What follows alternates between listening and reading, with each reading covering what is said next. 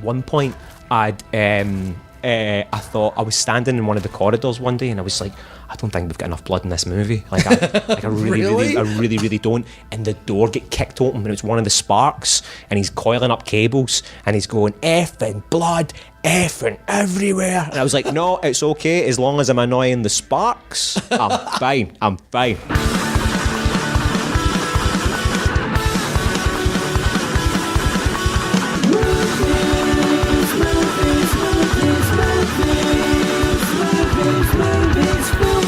Hey, it's another episode of the Film Threat Podcast. I'm your host, Chris Gore. Today we're talking to Scottish director John McPhail about his Christmas zombie musical, Anna and the Apocalypse. And look, I love Christmas movies, but it's rare that we get a Christmas movie with zombies, and it's a musical. They're singing and dancing, and a lot of very original kills, the kind you might expect actually from something like The Walking Dead. And we'll be talking to John later. Just a couple of quick reminders. You know what? If you're enjoying this podcast, go to iTunes, write a review. Give us a decent rating, what you think we deserve, and subscribe to the Film Threat Podcast on whatever your favorite platform is. But writing a review of the podcast helps other people to discover it. Also, visit the Film Threat website every day. We've got new reviews there every day. And if you are a filmmaker, you can send in your movie for review. Just go down to the bottom, click on Submit, and we will review your film and feature it on the front page of Film Threat. Also, follow us on all the social, because that helps us also, and say hi. I will say hi back. I will say hi back if you talk to us on the social media. Twitter, Facebook, whatever. We're Film Threat on everything. And if you really want to support the podcast, just go to patreon.com/Film Threat, or just look up Film Threat on Patreon, and we will continue to bring you podcasts, coverage from film festivals, and daily reviews of indie movies, the kind of indie movies you are not going to read about anywhere else. You're not gonna find out about these movies from EW. No, Film Threat, we bring it to you. So I'm excited to talk to John McPhail. Anna and the Apocalypse. If you haven't seen it yet, this is the movie you want to surprise your family with. I medie yes, there are the traditional Christmas films, A Christmas Story, It's a Wonderful Life. I love those films. I think they're great. Die Hard, for me, is a traditional Christmas film, but Anna and the Apocalypse is not like any Christmas movie you've ever seen. And I would just say, from a story standpoint, it goes places. We're not going to spoil it. I'm not going to spoil anything, but I'll say that it goes a lot of places you would not expect for a movie with so much singing and dancing and zombies' heads being lopped off. So let's talk to John McPhail about Anna and the Apocalypse. You must have grown up with comic books and superheroes and all this influences. Batman's like a massive influence. Like, I love Batman. I love. It's like the people always ask you who's your favourite Batman, or your favourite Joker. Right. For me, it's always Mark Hamill and Kevin Conroy. Wow. Do you know that way? I grew up with that cartoon. Oh, yeah, no, the Batman animated series, I think, is just fantastic. Brilliant. Yeah, but I mean, watching Anna and the Apocalypse, and first of all, welcome to the podcast, the Film Threat Podcast, John McPhail, all the way from the United Kingdom. That's right. My phone rang, and it's a +44. I'm like, United Kingdom. I'm like, okay, I know who this is. But welcome to the show, Anna and the Apocalypse. If you have not seen it, or if you have not seen the trailers, or there have leaked some music videos from it. It's the most original zombie take. It's a zombie movie set at a high school, but it's also a musical. Top that. I know. It's what else can we try and throw in there to juggle it? A coming of age rom-com musical set at the holidays with zombies. Yeah, it's so original and so where did this? There's a lot to discuss. There's a lot to unpack. But in terms of just the tone of it, it's unlike any kind of zombie thing, because there are horrible things that happen in this film to some of the characters, right? Horrible things, but it's taken with such. It definitely is this mix of intense drama, but also there are musical numbers. Yeah, like I don't know if you know the sort of like the backstory to the film, but the initial idea was like the brainchild of a guy called Ryan McHenry, and Ryan was watching a trailer for High School Musical and was like, this would only be better if zombies came along and ate Zac Efron. Right. So in 2010, he made a short film. It was a student film called Zombie Musical, and it won a Scottish New Talent BAFTA and was picked up by Black Camel to be developed into a feature. And he did that with the lead producer on the feature, Nace Nala Carew. And unfortunately, in 2015, Ryan passed away with bone cancer. And the team were looking for a new director, and they'd been looking at like horror directors and musical directors, and just hadn't seemed to find that right fit. And the two lead producers, Nace Nala Carew and Nicholas Crum, saw my first feature, Where Do We Go From Here, at the Glasgow Film Festival. And that's a romantic comedy coming of age film about it's just full of character and heart. And they said they thought this is the type of thing we want for Anna. And that was how I came on board. And it's got to be a kind of a heavy weight, because I know I read in the notes about the evolution of the project. Interestingly, also, didn't he make the short? It's Ryan Gosling won't eat his cereal. That's correct. Those the vines that went. Remember when vines were right? Vines, yeah. It was so. Oh my god. And that's Ryan's humour. Like I was unfortunate to meet the boy, but just from the stories I've heard and things like that, he was just a total prankster. And like those vines just made him sort of famous overnight, which is, as I say, is brilliant. And the sort of tribute as well that Ryan Gosling sort of gave as well to Ryan was, really, really nice and really sweet. Yeah, but did you feel any sort of burden now that with, a project that, like, it's one thing to just get a script, but this was film that was developed, and I know that before he passed away, he was aware that it was going to get made, like it's happening, right? It was. Well, Nason sat down with him and asked him, what do you want to do if the worst happens? And Ryan says he wanted it to be made. At that point, the boys were out trying to get finance, and it was being co-written with Ryan and Alan McDonald, and the two composers were on board as well, and they sort of started to pick up some steam, and this, like, it was just such an ambitious, fun project, and there was so many people that were just falling in love with the project, so the weight for me coming in, like, of course, when you first came in, I understood, the sort of the gravity of everything, but I was welcomed with open arms. Like, the boys, they wanted this film to be made, and they supported me as well. Like, when you come in there and that, these guys were making this with their best friend, and this stranger's coming in to do that, but it didn't feel like that. The moment I walked through the doors, they were just so good with me.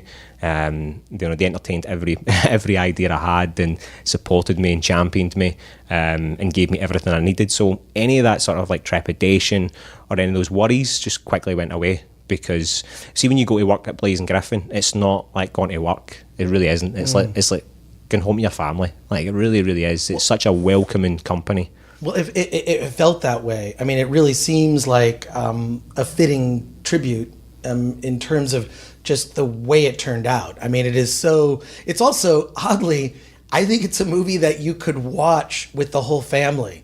There are some fairly horrible, gross out moments, but it's all tempered by humor. I mean, I think that's a difficult balancing act, to balance the sort of dire circumstances and also make it fun. The script was full of fun, and one of the things that jumped out to me right away wasn't the set pieces, it wasn't the the gore or like the spectacular. It was the characters. The characters were just lovely, and they just felt like kids. And that was something that I loved about it, and it's something I always look for in a script, is comedy, character, and heart. And this was just full of it. So it would being careful not to go to sort of lean towards the spectacular, and making sure that we were doing the story right and the characters right and just staying true to all those kind of things. So what I did was, looking at the script and things, was just breaking that 3-act structure down and sort of looking at that first act and making sure it was that zany teen comedy, that spending the time for the audience to get to know these kids, laugh with them, just to see what it is they want in life, and by the time that the carnage starts to ensue, you know them, you get them, and you know that they are just teenagers, and their problems aren't the biggest problems in the world, but to them at that time it is. And then all of a sudden there's just this chaos and carnage that they're just sort of thrust into.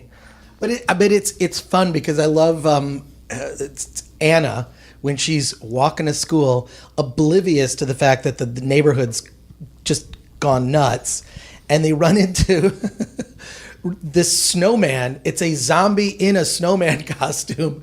I mean, and there's a lot of it. Almost reminded me of that the PlayStation game, in the sense of just really original zombie takes, right? Right, yeah. Stuff we've never seen before. Also, types of weapons we've never seen before. I mean, was that in the script, or did you get to have fun and sort of throw in like all this sort of wackiness? I mean, there's a great scene also in a bowling alley. Yeah. With, that's one of my favorites. Just because they sort of come up with just these original ways to dispense with the zombie horde. Was that something you were able to have fun with? Totally. I mean, like everything that was in the script was there, and it was as I say, a great foundation to jump off of, to whet my appetite. Like the moment I read that bowling alley sequence, I knew exactly how I wanted to shoot that. I knew exactly what I wanted to do with that. It was like in the same way like the snowman, like how we were going to do that. Like head lop off. Like as soon as I read it, I knew exactly how I wanted to do that. I was like, I want it in camera. I want it, on a suit with a bit of fishing line and some standbys whipping that off with a blood cannon inside it.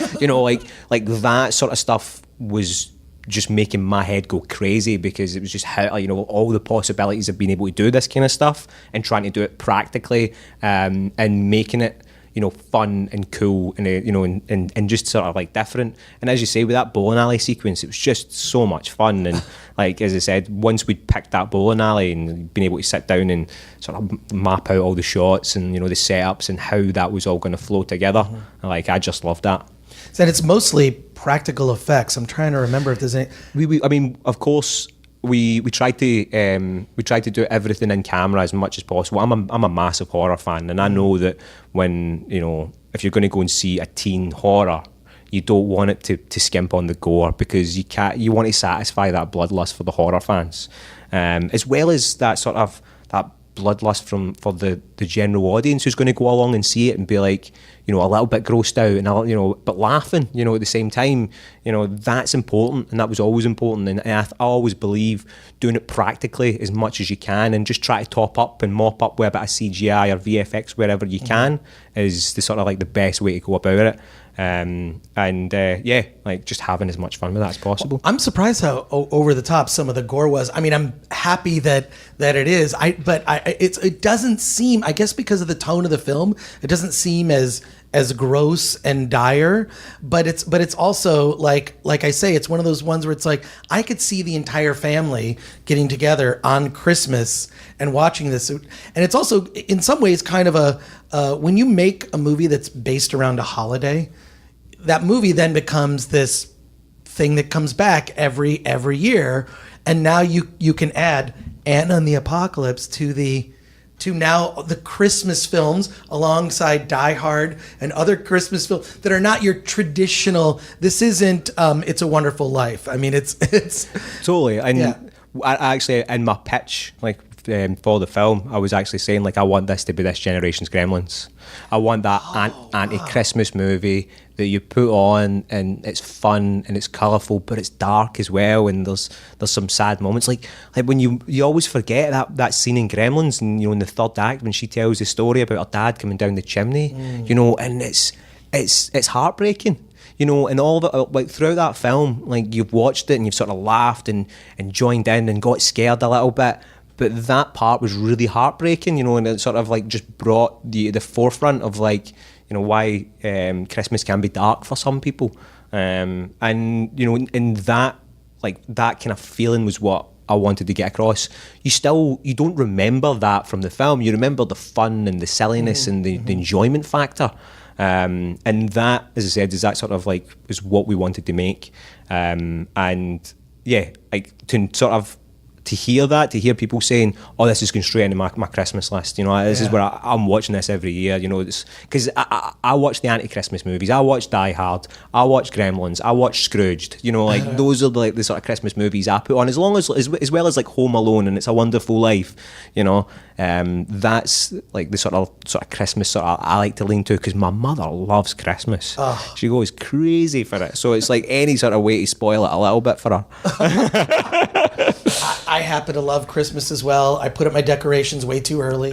I'm sorry for that, but just to have those kind of like those movies that like A Christmas Story, or those that you can watch every year, and the ones I really feel like this will have a place in that realm, just also because the musical aspect just makes it so fun. Yeah, and they are earworms, and like that. Like, has to all go down to my two composers, Roddy Hart and Tommy Riley, who are they're singer-songwriters in their own right and from Glasgow, but they haven't done a musical before. They haven't composed, scores for a film before, and I feel like they've knocked it out of the park. And it was one of those ones. It was an absolute joy to be able to come in every day and sort of sit with them and just listen to them play away, or get excited and go, "Oh, we done this last night, or we were trying this."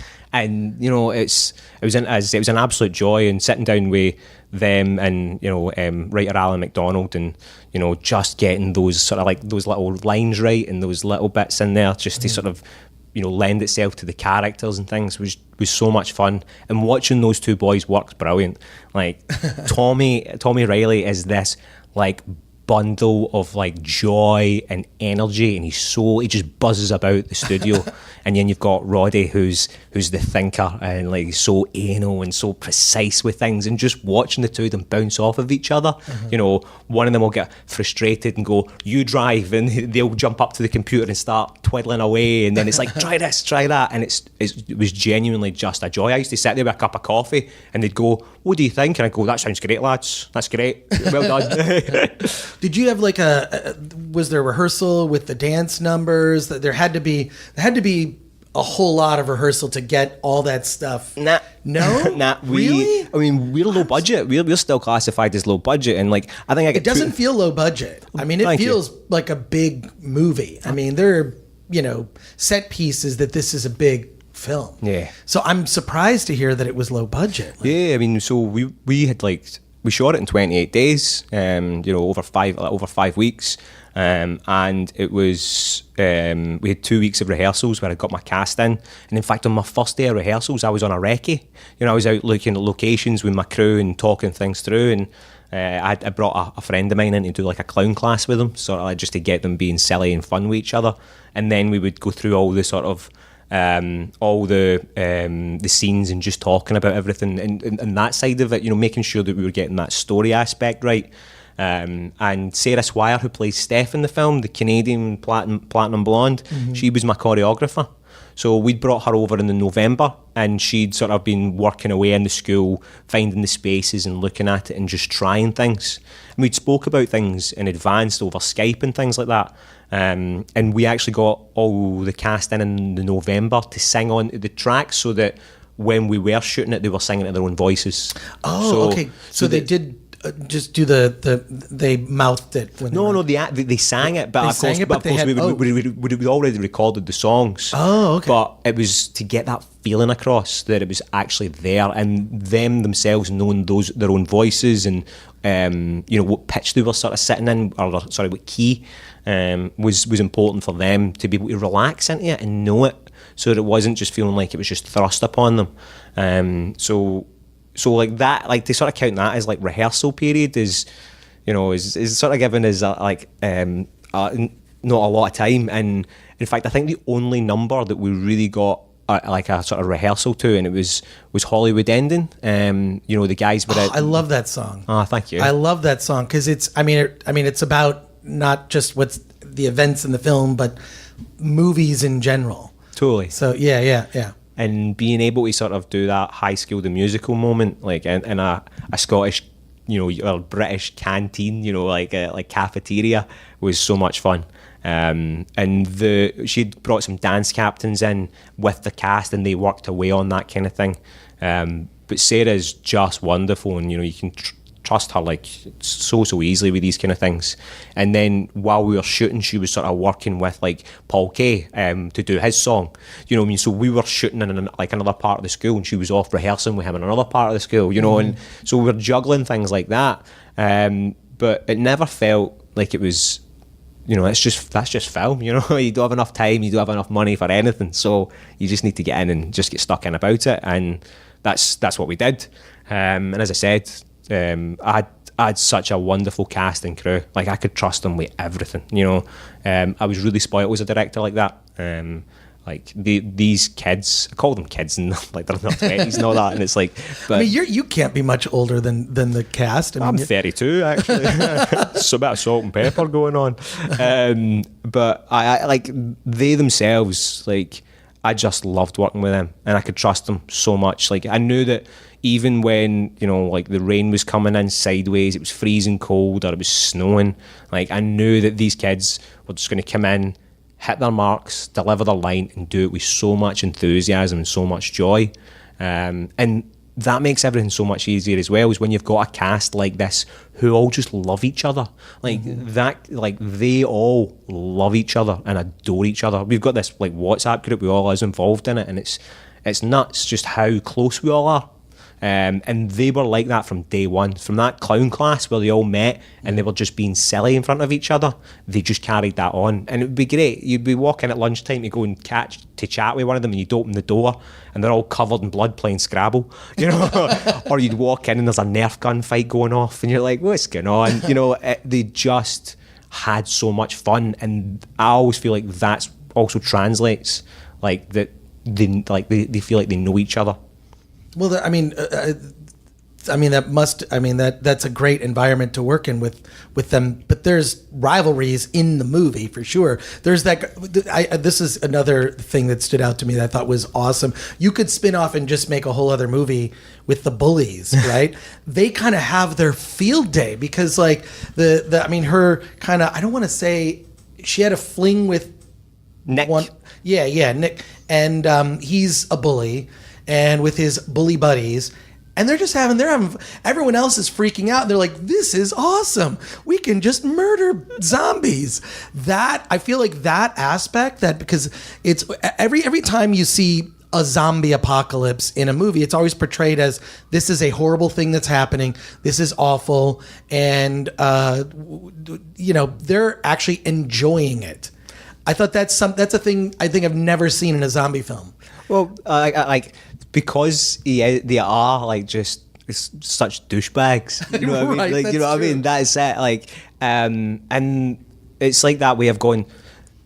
It's like when the teachers left the classroom, and they can just do whatever they want. They know there's going to be consequences. Yeah. But they're just going to do it anyway. Because right. As we call it in the UK, you're fly. If you're a fly man, that's what it is. And that's what these guys are. They're fly men.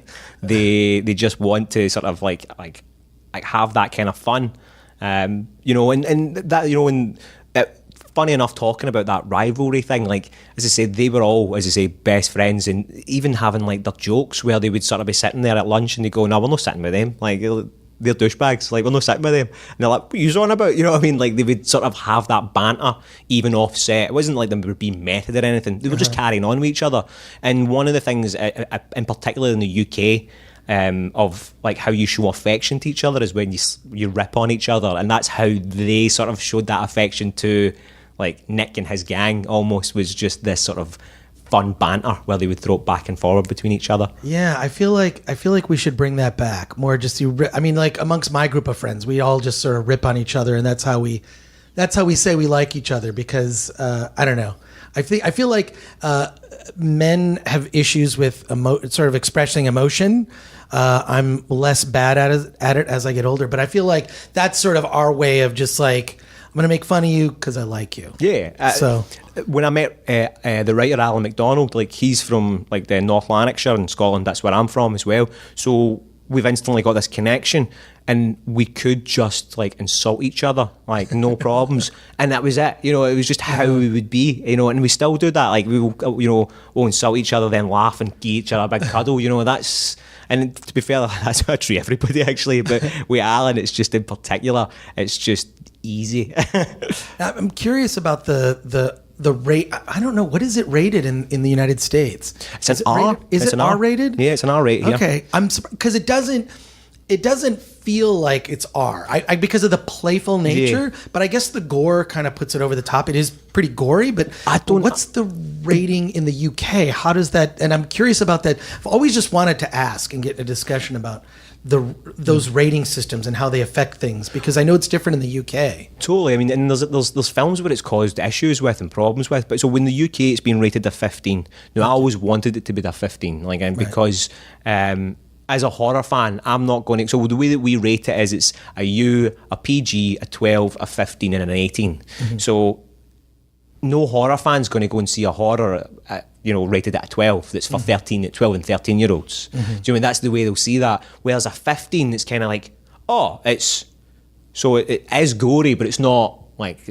childish. It's it's not like, they're skimping on it, and as well as that, you're going to get 13 and 14-year-olds sneaking into it. For sure. That's what I did as a kid. You know, I snuck into movies. You know, you would go and buy a ticket for something else and go and watch something else, you know. Like, I remember sneaking into South Park Bigger, Longer and Uncut, you know. It's like, as I say, it's a sort of like rite of passage. And for me, I'm like, that's kind of what I want. I want kids sort of like stealing it off their big brother or big sister. You know, that's what I used to do. Sneak into the R-rated movies as a kid. Yeah. Wasn't The Empire Strikes Back rated 15? Might have been. I think that they were all in the UK rated as a U, like, or a PG. Oh, really? Do you know what I mean? It was like they were really like, but Ghostbusters is a PG, and they smoke and swear. You know what I mean? It's like, you know, if you could re-rate that movie now, I think it would be a higher rating than it would be. And I think I just don't know if that's the way when we are moving forward with things. You know, once you've got a swear word in there, if you've got an F-bomb, you know, it's like you're hitting those ticks to get up towards an R rating. And right, I think the rule is that you can use the word, you can have an F-bomb. I won't say it. I won't say it. This will be rated for everyone now. But you can have one, but it can't be related to the act, only as an expletive. Yeah. And you only get one for like a PG-13 movie. And then if you have more than one based on context, then it's R. I find it fascinating, all those things that I'm sure that you have to deal with as a director, of like, you'd like to do X, but if you go too far with something, that's going to put it into a different category altogether. I mean, we were always trying to make sure to avoid it being an 18, because I think if you got to that stage where it was an 18, you know, you were really sort of like alienating. What would have put it over? I don't know. Maybe probably a bit more gore, like, because there's no nudity. There's no. I think there's like one like sort of like reference to it, but that's part of their characters, right? You know, like but you know, they're teenagers. Right. Like, teenagers say some of the worst things in the world. You know what I mean? Yeah. And you know, I think I do feel like these kids are like they sort of represent the youth quite well with their language. I don't think it's overdone in any way. I think it's, you know, it's kind of, it just sort of sits perfectly. And even with the gore, you know, like, I think that certain parts of the gore is part of there to be fun, but there's certain moments like where we did bites, and I wanted them in camera, and I wanted you to see them, because you should feel it. Now, to skimp on that, I think would be the wrong thing to do, because, as I said, but the point where bad things happen to these characters, you've laughed with them, you've enjoyed, you know, their journey, and as I say, you know who they are. So the moment when these things happen, and it happens right in front of your face, and you can see that, it's real, you know, and that's where I feel the horror comes from as well. And that was important to me, very, very important, that, you know, that I knew that we weren't going to have the spectacular. And in fact, at one point, I thought, I was standing in one of the corridors one day, and I was like, I don't think we've got enough blood in this movie. Like, I really don't. And the door get kicked open, and it's one of the Sparks, and he's coiling up cables, and he's going, effing blood, effing everywhere. And I was like, no, it's okay, as long as I'm annoying the Sparks, I'm fine. And actually, my designer, we'd spent 3 weeks in the school, shooting everything in the school and in and around that area. And then we went out on a location onto the road and things. And the last meeting we had in the school before going out, my designer came in and he sat us all down and he says, look, John, we can't do what happened in the canteen ever again anywhere. We have to get industrial cleaners to come in and mop this stuff up. Like, the stuff's dripping from the walls, and it's a high school that actually houses a primary school, so it's like kindergarten, you know, like, you know, while it's sort of like they've got like a new school being built, so they're in this old school before, you know, and they're only there for a few months, and there was a whole new group of kids coming into this school, and it's dripping with blood everywhere. So, you know, we had to, you know, like, I'm going, no, we're doing well with the blood then. And in fact, he'd said to us, look, when we go to the bowling alley, you can't do this. You know, when you go to that bowling alley, we need to make sure that, you know, we can clean everything up there and then, because we've got 3 days in there and that's it. It's like, okay, no problems. We'll tarp everything up. There'll be tarps everywhere. You won't be able to see anything for tarps. And he's like, thanks, dude. So we went in and we done it's got the bowling balls, and now with that section, of course, we tarped everything up, we got ready, we shot it, ran the cameras, we did it, it looked amazing. But one thing that we forgot is that the blood was going to go up the way. So all these bowling alley monitors were like dripping with blood, and it was dripping from the ceiling, and it was like, oh no. And honestly, like, as we were sort of like de-rigging to go and set up elsewhere, and my standbys are standing there looking, going, how are we going to solve this problem? My designer walks through the door, and I was like, oh no. And so I walked up to him, I was like, hey Ryan, how you doing? I put my arm around him, and I was like, he's like, what is it? And I went, well, I'll show you something. And he's like, what have you done? And I showed him, and he's like, dude, it's everywhere, how are we going to clean this up? And I was like, dude, don't worry, we'll just wipe down the monitors, right? And see those ceiling tiles? We'll just flip them round. We'll just turn them round. Oh, that's brilliant. And he's like, but what about the owner? What about the owner? I went, he's fine. He's over there with his daughter and wife laughing. They're having a great time. Well, I mean, now he has the bowling alley where Anne and the Apocalypse was filmed. I mean, that's sort of like, that's, to me, that use that in your advertising. Well, hopefully, I mean, see, to be fair, I love that bowling alley. See those sort of like white and green tiles on the roof, and like the decor is just so 90s and horrible. It's like, the moment I walked in there, I went, this is it. This is where we are. Like, this is where I'm having this scene. It was perfect. Well, I also have to compliment you on the Anna. She's the glue that keeps the film together. That, I mean, you're on her journey. What I also really loved about her, which I don't think we see often enough, she has male friends they're friends, right? They're just friends. And I feel like that type of, I had a lot of female friends in high school.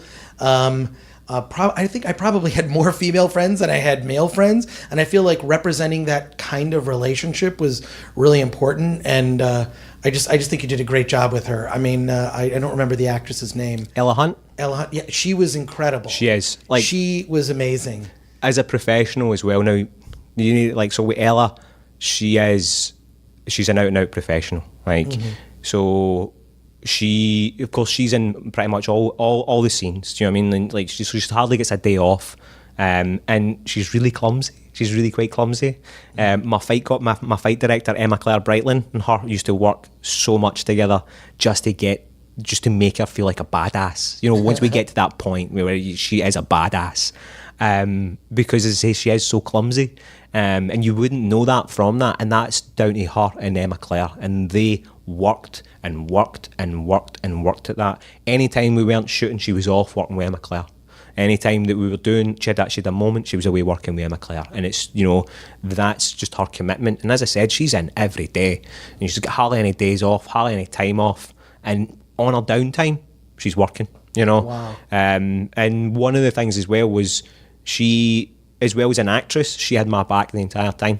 You know, like, nothing was a bother, nothing was too much. Anything I ever needed, she gave me, and she gave me 100%.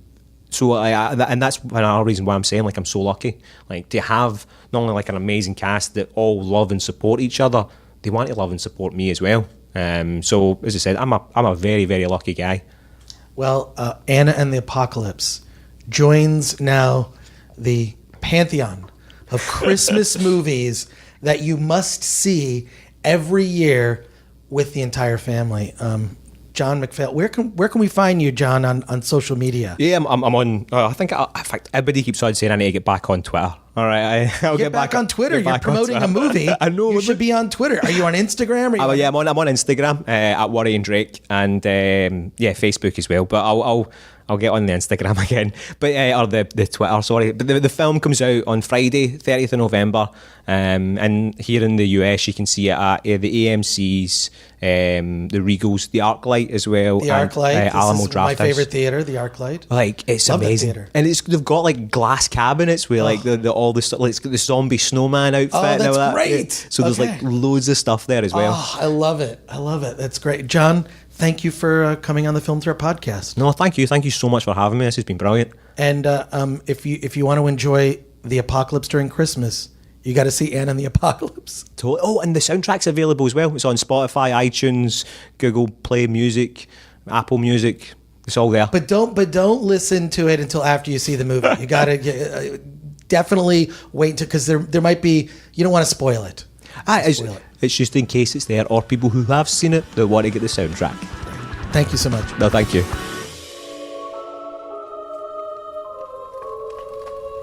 "'Twas the night before Christmas, and all through the house, not a creature was stirring, not even a mouse. Young Anna was nestled, all snug in her bed, not knowing tomorrow she'd meet the undead. How would she survive what this season would bring? Well, that's simple. She'd stab, she'd slash, and she'd sing.